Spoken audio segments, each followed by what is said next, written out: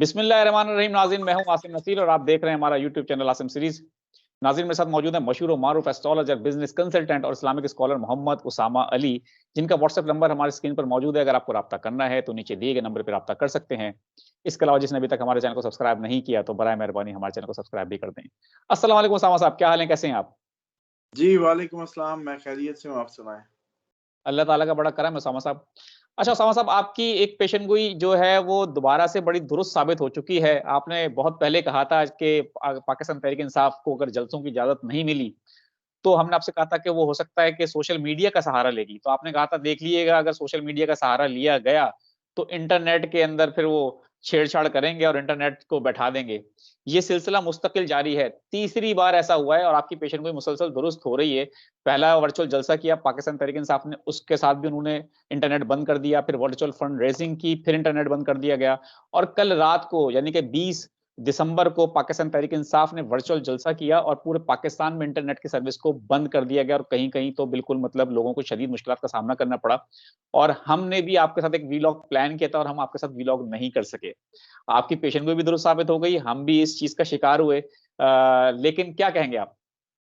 बिस्मिल्लाहिर्रहमानिर्रहीम, अल्लाहुम्मा सल्लि अला मोहम्मद व अला आलि मोहम्मद।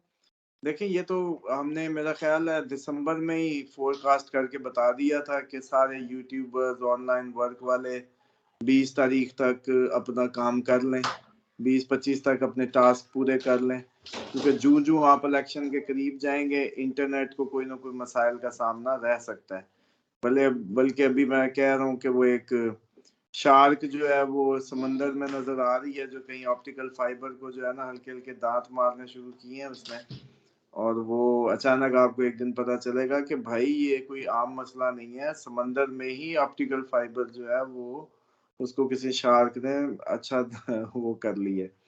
बाकी अब बात ये समझ लें कि ये जो डेवलपिंग सूरत-ए-हाल है, ये 3, 4, 5 दिन में क्लियर होगी, ये जो अभी चल रहे हैं, और देखते हैं। बाकी ये है कि अब इसका सॉल्यूशन जो है वो मुझे ये समझ आता है कि या तो ये हर टाइम लाइव रहें, हर टाइम कोई ना कोई ड्यूटी पे, मतलब अमेरिकन टाइम पे कोई अमेरिका होस्ट कर रहा हो, यूके टाइम पे यूके होस्ट कर रहा हो। जैसे दुनिया में क्लॉक बदलता है, उसी तरीके से ये लोग उसको कर कर लें, तो ये एक पॉसिबिलिटी है कि फिर वो 24 घंटे मुसलसल तो इंटरनेट नहीं बंद किया जा सकेगा। या फिर अपनी जो वो है अनाउंसमेंट मजबूरी है, जैसे कहते हैं ना कि अनाउंस करेंगे तो पहले ना अनाउंस करें, थोड़े से अब इतने एक्टिव हो जाएँ बस, जब भी कोई आए तो मेरा ख़्याल है 10 मिनट के नोटिस पे सब उस पे हो जाए, इस तरह का कोई करेंगे तो ये शायद इस सब से कुछ कर पाएँ, और वरना ये वाक़ई बहुत मुश्किल होगा। और आप लोग भी प्राइवेट करके वीडियोज़ जो है ना इकट्ठी कोई और टॉपिक्स पे सारे यूट्यूबर्स भी और सब वो कर लें उस पे लेकिन प्रोग्राम्स उसामा अपलोड, क्योंकि लोग तो उदास हो जाते हैं, लोग तो आपको अब कोई नाश्ते पे सुनता है, कोई दोपहर के खाने पे सुनता है, कोई सफ़र पे सुनता है, कोई तो वो कैसे खाने हज़म होंगे? लेकिन उसामा साहब, असल में मसला ये है कि हम पाकिस्तान की लम्हा ब लम्हा बदलती सूरत-ए-हाल के ऊपर आपके साथ मुस्तकिल वीलॉग करते हैं। आप जानते हैं, आपको सुबह भी उठा लेते हैं हम कभी-कभी जल्दी-जल्दी के उसामा साहब उठ जाएँ, एक बड़ी खबर आ गई है। रात को भी कहते हैं कि उसामा साहब थोड़ा देर से सो जाइएगा, आपके साथ वीलॉग करना है। तो ये लोगों को नहीं अंदाज़ा कि हम किस तरह से वीलॉग करते हैं। कभी-कभी रात को 2 बजे, 3 बजे भी वीलॉग करते हैं। सुबह अर्ली उठ जाते हैं वीलॉग करने के लिए, क्योंकि खबर और डेवलपमेंट होती है। तो इस तरह से असल में हम तो देखें इस चीज़ का शिकार हुए हैं, हो रहे हैं, यूट्यूबर्स भी हो रहे हैं और इसके अलावा, लेकिन पाकिस्तान में इसके अलावा बहुत सारे लोग हैं जिनकी नौकरियाँ हैं इंटरनेट के ऊपर। इसके अलावा बहुत सारे लोग हैं जो फ्रीलांसर्स हैं। तो एक बहुत बड़ी इंडस्ट्री है अपना इंटरनेट की। ये हुकूमत जो है, वो ये एक तो सोच नहीं रही, इस हवाले से भी नुकसान कर रही है क्योंकि हमारी मईशत जो है पहले ही बैठी हुई है और इसी वजह से हमारे यहाँ पाकिस्तान में दीगर जो इंडस्ट्रियाँ हैं, वो जो बड़ी-बड़ी कंपनी है, वो आती ही नहीं है कि यहाँ पे कोई कानून नहीं है। लेकिन दूसरा एक सवाल, एक तो इसका सवाल भी आप जवाब दीजिएगा ज़रूर, लेकिन दूसरा एक सवाल है कि जो इलेक्शन कमीशन है, अब इलेक्शन में सिर्फ और सिर्फ अगर देखा तो 15 से 18 दिन रह गए हैं। इलेक्शन कमीशन को क्या ये नज़र नहीं आ रहा है कि पाकिस्तान तहरीक-इंसाफ जलसे जुलूस की इजाज़त तो उसको है ही नहीं, दफ्तर वो खोल नहीं सकती, इंतखाबी निशान उसके पास कोई है नहीं, मुख्तलिफ इंतखाबी निशान दे दिए गए हैं। तो वो उनके पास कोई एक रास्ता तो हो अपने लोगों को बताने के लिए कि किस इंतखाबी निशान पे कौन-सा उम्मीदवार लड़ रहा है। देखें इजी हो जाए, अभी 3-4 दिन जरा सब्र कर लें, 25 तक देख लें। उम्मीद है कि ये सारी जरूरत ही ना रहे इस सब की। और अब तो आपको पता है कि जूं करीब आ रहा है उतना उतना आप लोगों को भी अब यकीन होता जा रहा है कि इलेक्शन नहीं होगा।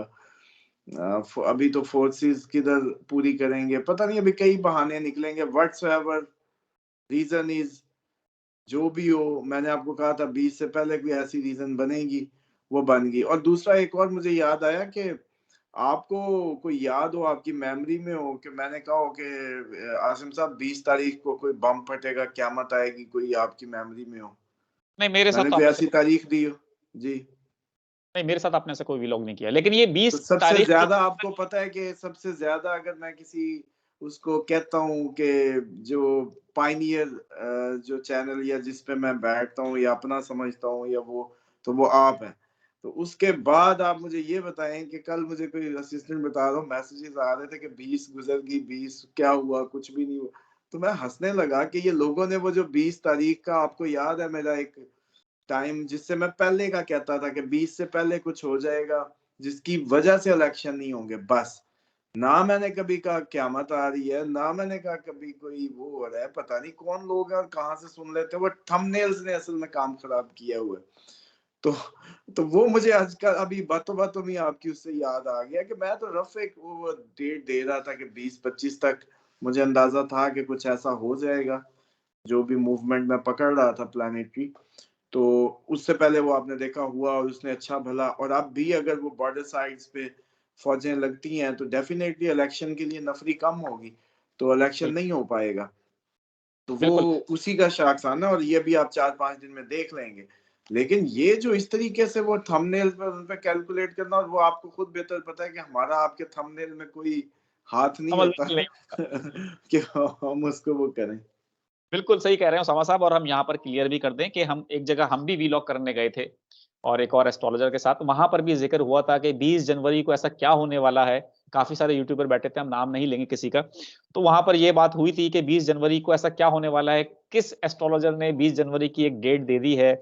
और वहां पर यही बात हुई कि किसी ने थंबनेल के अंदर एक लाइन लिख दी थी 20 जनवरी की, वो वायरल हो गई और लोगों ने समझा कि 20 जनवरी को खुदा ना खास्ता कयामत आ जाएगी। वो आपको तो याद है ना, मैं आपको तो हमेशा कहता था कि 20 से पहले 20 तक इलेक्शन क्लियर हो जाएगा, 20 तक हमारी जो पोजीशन है वो क्लियर हो जाएगी, खर्चा ना करें। वो असल में तो एमएनएस एमपीज को खर्चे से बचाने की तारीख थी कि इससे कर भी पहले रहे हैं। पहले तक रुक जाएं, इस तक क्लियर हो जाएगा आप लोगों को, तो आप लोग खर्चे कर लीजिएगा।